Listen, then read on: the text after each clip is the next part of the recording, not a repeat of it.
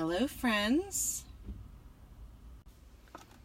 Hey there, it's Sammy back with another episode of The Daily Dash. That's right, it's everything you need to know from around the world and in my life, straight from my car dashboard to yours. Today is Thursday, November 2nd, 2017. Let me tell you what you need to know so you're in the know around the water cooler and in Carline today. All right, there was a shooting in a Colorado Walmart.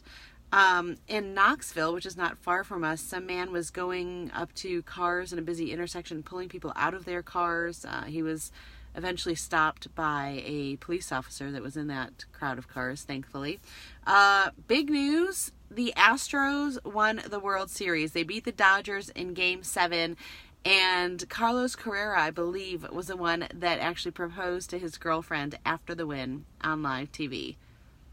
Double win, right? So that was exciting. Had to barely stay up for that. So not my Cubbies, but hashtag Houston Strong, they needed that. So that's a little bit about what's going on in the world. Okay, I haven't, well, not that I ever script this, but I haven't totally scripted this. We're just going to do this backwards, I understand. Okay, so hashtag Me Too. I know I'm a little late to the party on this, but it came up in church last night, of all places, in a parenting class at church, of all places, and I feel, probably actually showered, yes, I'm very raw and without makeup this morning, so this is good. So I don't think I've shied away from talking about the fact that I have experienced sexual abuse. I've always said I've experienced 3 instances of sexual abuse, but I've actually been going through a group for adult victims of childhood sexual abuse. And I think one of the most interesting things to me was that it's not just rape. There's a scale, and there's 4 different levels of everything from this person makes me uncomfortable repeatedly to rape, and there's a whole gamut of things in between. And the most interesting thing about what's come out with the Harvey Weinstein and everything that's happening with the Me Too movement is that it's brought up other things that I hadn't even thought of. I've had to take 3 restraining orders out or go to police 3 different times in my life because of either workplace harassment or just a stalker.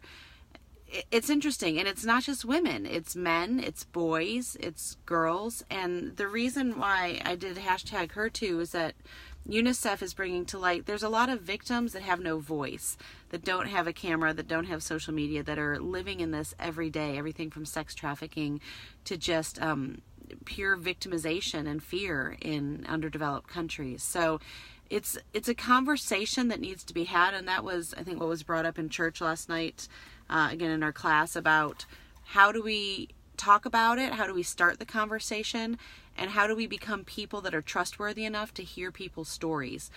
And so for me, this may seem like a trivial comparison, but it's kind of like when you hear someone has experienced a death in the family.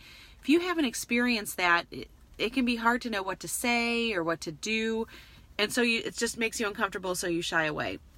But if you've gone through that, you know that there's no words that you have to say. Sometimes you just have to show up, sit in silence, just be there shoulder to shoulder. And with this, you're not going to go around and ask, are you hashtag, it's not like a secret club, but it's being a safe person to where someone feels comfortable enough to share their story with you.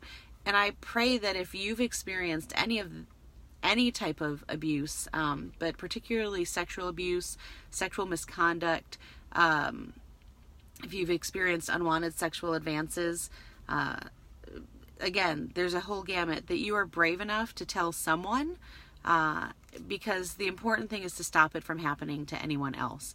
And so this isn't about persecution, this isn't about justice per se, it's about safety and being able to not just share your story, but live the story that God has for you moving forward. So just wanted to share that today, and it's been powerful to be able to be in a group, to be able to share our stories.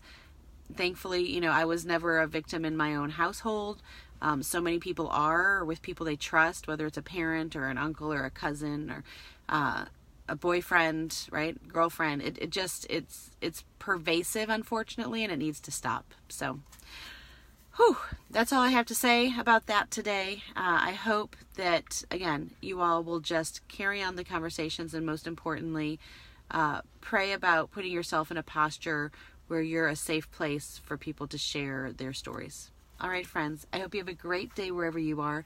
Make sure you make it great, and do not wait to tell someone you love how you feel about them. Bye, friends.